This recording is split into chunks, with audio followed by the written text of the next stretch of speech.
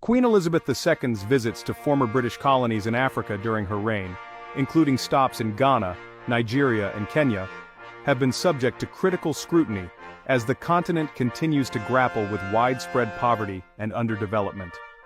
While these royal tours were meant to symbolize goodwill and foster diplomatic relationships, they have been criticized for failing to address the enduring socio-economic challenges faced by these nations.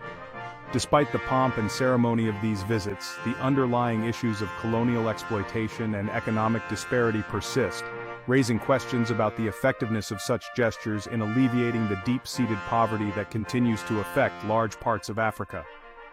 The disparity between the ceremonial nature of these visits and the ongoing struggles faced by many African countries highlights a stark contrast and has led to ongoing debate about the tangible benefits of these royal engagements in the context of Africa's broader development challenges.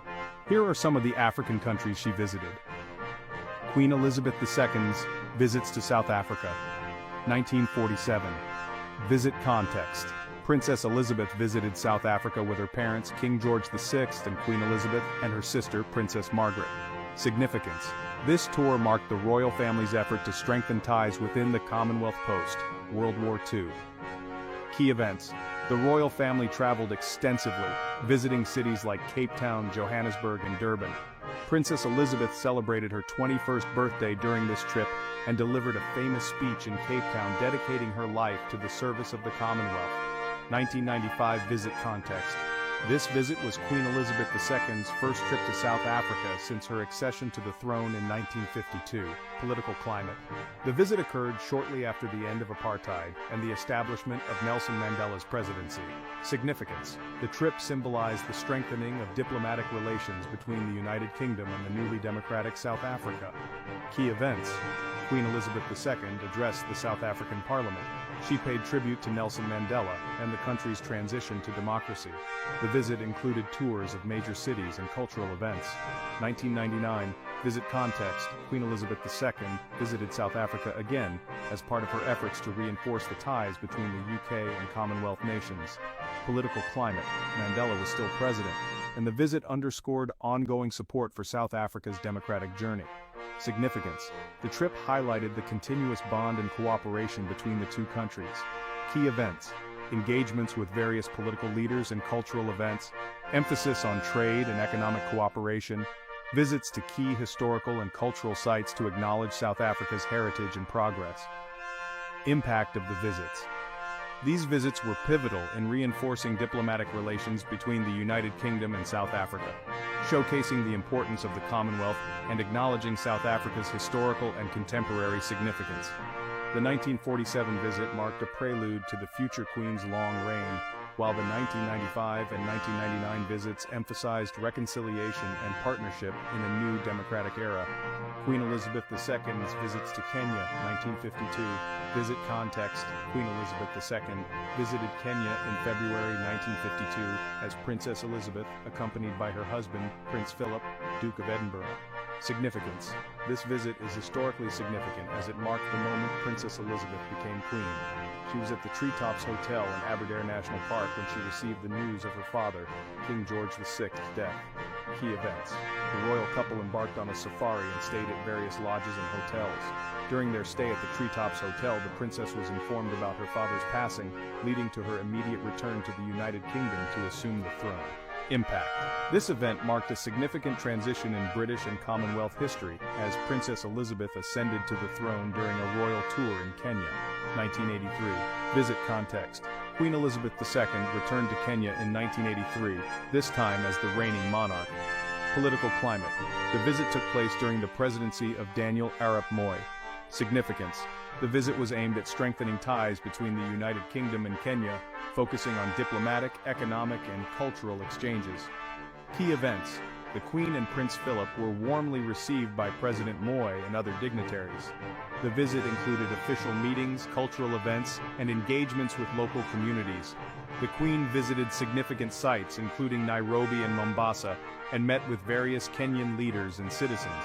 Impact of the visits. Queen Elizabeth II's visits to Kenya underscored the enduring relationship between the United Kingdom and Kenya. reflecting the deep historical ties and ongoing cooperation between the two nations.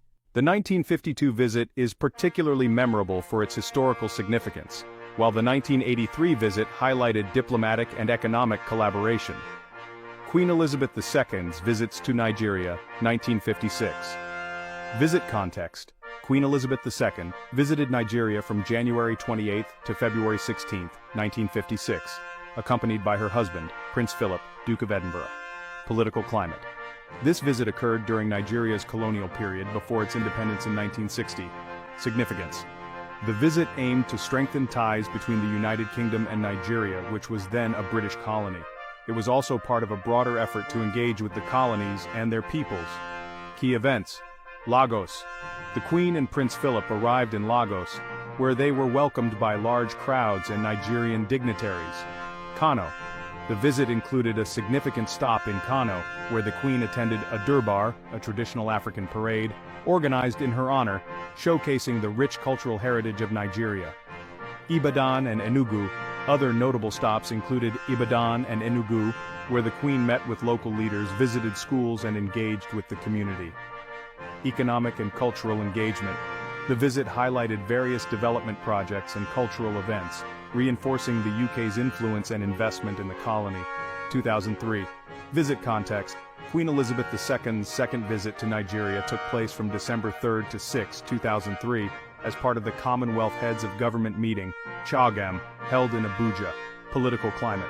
By this time, Nigeria was an independent republic, having gained independence in 1960 and experienced various political changes including military and civilian rule. Significance. This visit emphasized Nigeria's role within the Commonwealth and aimed to foster stronger diplomatic relations and cooperation among member states. Key events. Commonwealth meeting. The Queen attended the CHAGM, where leaders from the Commonwealth countries gathered to discuss issues of mutual interest, including democracy, economic development, and human rights. Abuja. The Queen and Prince Philip were received by President Olusegun Obasanjo. The visit included state banquets, meetings with Nigerian officials, and engagements with local communities. Legacy and cooperation. The visit underscored the continued relevance of the Commonwealth and the UK's commitment to supporting Nigeria's development and democratic governance. Impact of the visits. Queen Elizabeth II's visits to Nigeria highlighted the deep historical ties between the United Kingdom and Nigeria, both during the colonial period and in the post-independence era. The 1956 visit reflected the colonial relationship and the UK's efforts to engage with its colonies, while the 2003 visit underscored Nigeria's significant role within the Commonwealth and the ongoing diplomatic and developmental cooperation between the two nations. Queen Elizabeth II's visits to Ghana. 1961. Visit context. Queen Elizabeth II's visit to Ghana took place from November 9 to 20, 1961. Ghana, formerly the British colony of Gold Coast, had gained independence in 1957 under Prime Minister Kwame Nkrumah. Political climate. This was a period of significant political tension. Nkrumah was a prominent figure in the African independence movement and had adopted socialist policies, leading to strained relations with the West. The visit was seen as a diplomatic move to strengthen the relationship between Ghana and the United Kingdom. Significance. The visit was aimed at reaffirming Ghana's membership in the Commonwealth and highlighting the bond between the two nations. Key events. Arrival and welcome. Queen Elizabeth II and Prince Philip were warmly received by Prime Minister Kwame Nkrumah. Large crowds gathered to welcome the Queen, symbolizing Ghana's pride in hosting the British monarch. Durbar at Accra Sports Stadium. A grand Durbar was held in her honor, showcasing Ghanaian culture and traditions. Visits to key sites. The Queen visited several key locations, including the University of Ghana, where she met students and faculty, and Kumasi, the cultural heartland of the Ashanti region. State banquets and meetings. State banquets and meetings with Ghanaian leaders emphasized mutual respect and cooperation. Symbolic dance with Nkrumah. One of the most iconic moments was when the Queen danced with Kwame Nkrumah at a state banquet, symbolizing a gesture of goodwill and breaking racial barriers at a time when such actions were highly significant. 1999. Visit context. Queen Elizabeth II's second visit to Ghana took place from November 7 to 10, 1999. This visit came over 3 decades after her first visit and reflected the enduring relationship between Ghana and the United Kingdom. Political climate. Ghana was under the presidency of Jerry John Rawlings, who had transitioned from military to civilian rule and was leading the country towards political stability and economic development. Significance. The visit underscored the continued Commonwealth ties and highlighted Ghana's progress and stability. Key events. Welcome by President Rawlings. The Queen and Prince Philip were received by President Jerry John Rawlings, marking a significant moment of continuity in Ghana's political evolution. Focus on development and education. The visit included engagements focused on education, health, and economic development, showcasing Ghana's progress. Commonwealth celebrations. The visit coincided with the Commonwealth celebrations, emphasizing the importance of Ghana within the Commonwealth of Nations. State banquet and cultural showcases. Similar to her previous visit, state banquets and cultural showcases were held in her honor, reinforcing the cultural ties between the two countries. Impact of the visits. Queen Elizabeth II's visits to Ghana were pivotal in solidifying the relationship between the United Kingdom and Ghana. The 1961 visit was a bold political move that reinforced Ghana's place in the Commonwealth, despite Cold War tensions. The 1999 visit highlighted the enduring ties and celebrated Ghana's achievements and progress. Queen Elizabeth II's visit to Mauritius, 1972. Visit context. Queen Elizabeth II visited Mauritius from March 24 to 27, 1972. This visit was part of her tour to several Commonwealth countries. Political climate. Mauritius had gained independence from British colonial rule in 1968. The visit came during the early years of Mauritius as a sovereign nation, under the leadership of Prime Minister Sir Siwusagur Ramgoolam. Significance. This visit underscored the continued relationship between the United Kingdom and Mauritius as members of the Commonwealth. It was a significant event for Mauritius, marking the first visit of a reigning British monarch to the newly independent nation. Key events. Official welcome. Queen Elizabeth II was received by Prime Minister Sir Siwusagur Ramgoolam and other dignitaries at the Plaisance Airport. The welcome ceremony included traditional music and dance, showcasing the cultural heritage of Mauritius. State banquet. A state banquet was held in honor of the Queen, attended by political leaders, diplomats, and notable figures from Mauritius. The event emphasized the importance of diplomatic and economic ties between the two nations. Visits to key sites. Queen Elizabeth II visited several important locations in Mauritius, including the capital city, Port Louis. She toured the historic Apravasi Ghat, a UNESCO World Heritage Site that was the immigration depot for indentured laborers. She also visited botanical gardens and other landmarks that highlighted the natural beauty and history of Mauritius. Community engagements. The Queen engaged with various community groups, meeting with local residents and participating in events that highlighted the diverse cultural fabric of Mauritius. This included visits to schools, hospitals, and other community institutions. Address to the nation. Queen Elizabeth II addressed the people of Mauritius, expressing her admiration for the country's progress and her hopes for its future. She emphasized the importance of unity, development, and continued cooperation within the Commonwealth. Impact of the visit. Queen Elizabeth II's visit to Mauritius was a landmark event that reinforced the strong ties between the UK and Mauritius. It celebrated Mauritius's achievements as an independent nation and its role within the Commonwealth. The visit also highlighted the cultural diversity and heritage of Mauritius, fostering a sense of national pride and international camaraderie. Queen Elizabeth II's visit to Tanzania, 1979. Visit context. Queen Elizabeth II visited Tanzania from July 9 to 11, 1979 as part of a broader tour to several African nations. This was during the period when Tanzania was under the presidency of Julius Nyerere, a key figure in African socialism and the non-aligned movement. Political climate. Tanzania had gained independence from British colonial rule in 1961.